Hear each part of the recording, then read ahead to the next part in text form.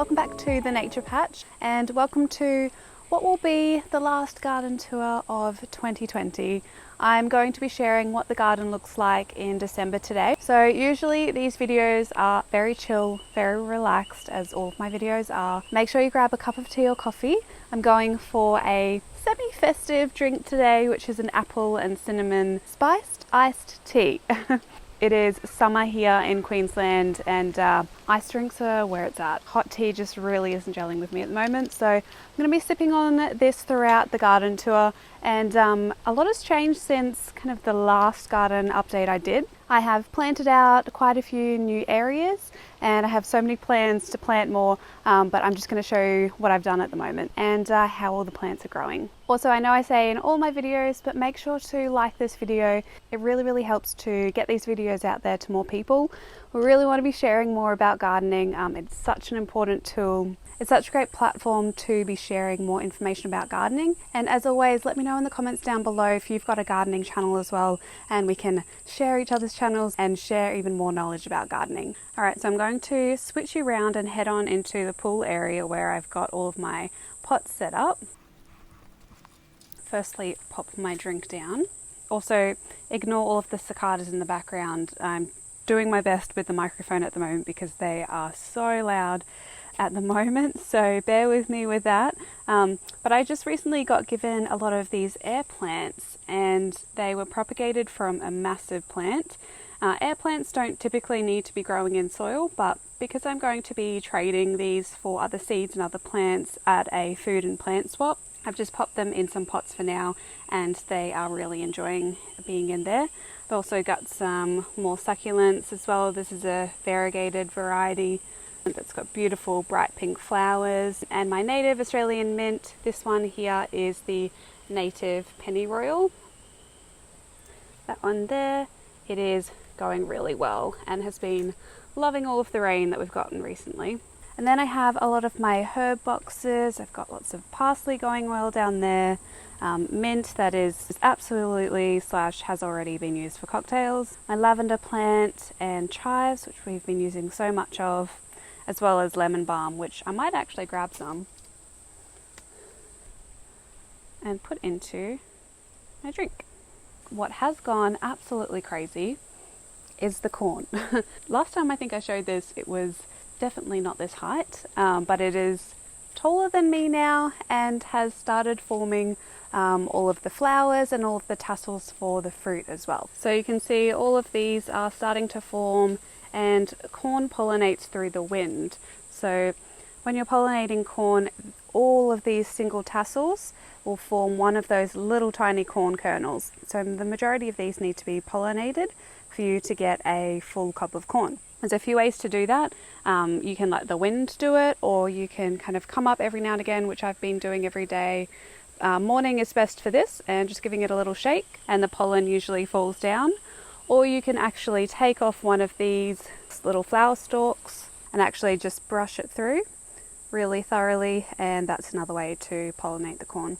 So this is a bicolor variety, and I've got 8 plants just growing in these little raised beds. So I think they're almost due for a feed, so I'm going to give them a feed soon to continue the growth. These ones were a little bit behind, but they've all started flowering at the same time. I've also got another blueberry plant in here, which is starting to get some ripe blueberries, and some more mint, and my dahlias as well, which are getting kind of annihilated by bugs, as my dahlias always do. But I've had a few flowers I need to come through and deadhead them, so at least we're getting some. You need to be good though. Back up behind these, along this wall, all along here, Scott and I spent a day the other week planting all of this with native bush tucker. So we've planted a few different species, one being a native elderberry tree that I've spoke about quite a lot in some of my vlogs. So this one here is actually starting to form the berries there after it flowers. We've also got some medium berries, native raspberries, and another elderberry tree in there.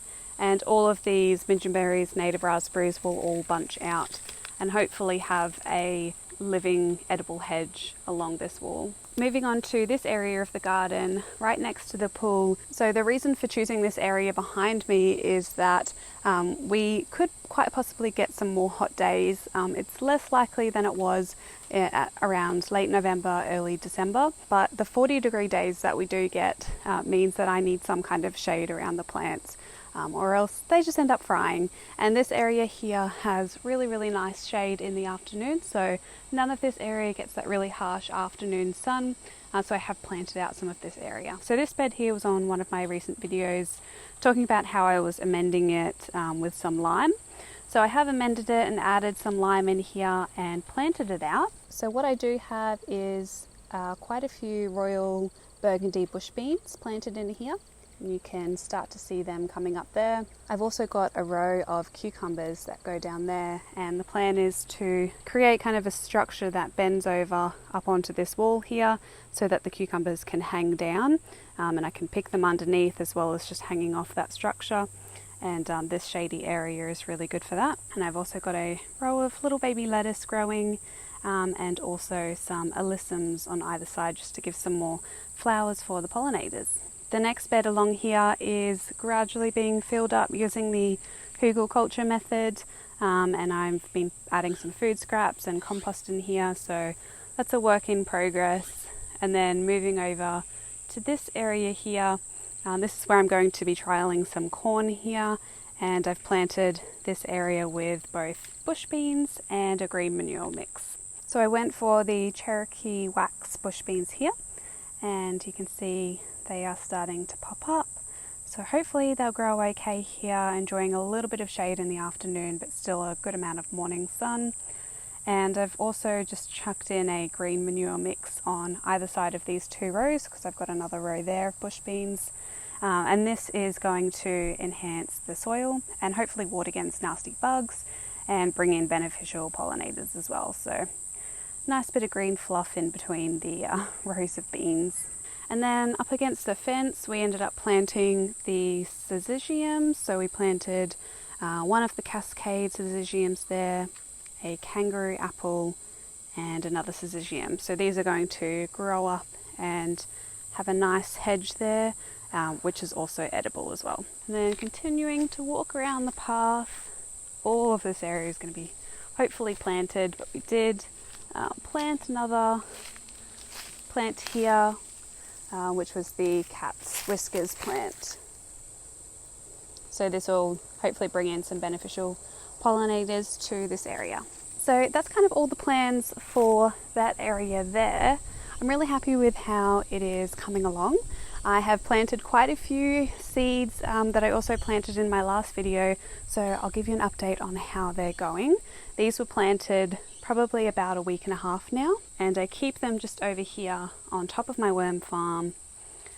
So they're all going really well. Lots of the bicolour corn are coming up and lots of tomatoes as well, so going really well. So that is kind of this side of the house. I'm going to take you over to the other side and show you what some plans are for over there, because I really want to create some more spaces where I can have an edible landscape. And little examples of that is something as simple as this little row here. So this row is a row of thyme interspersed with some lavender. And this is just an example of a permaculture principle where it was really just wasted space here. The soil isn't fantastic in this area. Obviously the granite boulders were kind of limiting what I could grow. It gives off a lot of heat for this area. So Mediterranean species such as the thyme work really well down here. It not only looks really nice, but it is also edible as well. So walking down the pathway, this is where one edible space is going to be, but I won't talk too much on that today. A little bit of an update on some of the citrus. They're growing pretty well after we had a lot of rain. We've got a random, what I think is a rock melon plant down here. And then another lemonade plant here, which has got its first little lemonade on it. So I won't dwell too much on this area. This is going to be a lot of the compost area behind me. And we are slowly getting through this massive mulch pile, which has been taking a long time to move. It's a lot of mulch from a lot of the storms and trees that they had to have taken down here. But gradually as that goes, we'll pop in another edible vegetable garden in there. So we'll walk on over to the other side of the house, and the neighbours are going to think I'm absolutely insane for filming myself, but that's okay. So the house is down here, and I've got another worm farm set up over there that I also had in my other video. That's where I was kind of setting it up. And all of this space here is a really perfect space for another edible garden patch. So I'll insert a clip of what it looks like from above as well, from up on the balcony up there. But the plan is to kind of have some squared beds here, or some curved beds to catch the water coming down here. And this just gets a little bit more sun in the winter time as well. So this will be a perfect spot to grow lots of veggies.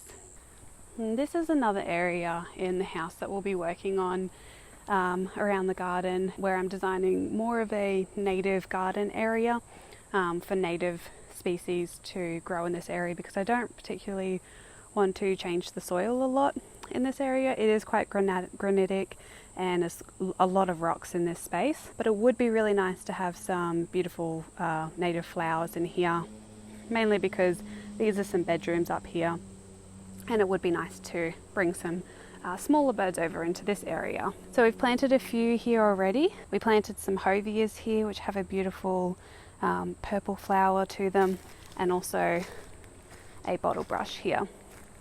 They will hopefully grow up and provide some beautiful flowers for this space. So that pretty much concludes the December garden tour. Definitely, if you have any ideas of what you would do with this space, let me know down in the comments below of anything that you know grows really well in the southeast Queensland, Brisbane region. I'm always looking to brainstorm different ideas and see how we can really create a beautiful and edible space to grow lots of food to not only feed us but also share with the community as well. So I really hope you enjoyed watching this video. I hope you're all having a lovely holiday season and just getting to spend some time with family, whether that is in person or online, whatever you can do. I hope you're all having a lovely day wherever you are in the world, and until my next video, happy gardening everyone. Bye!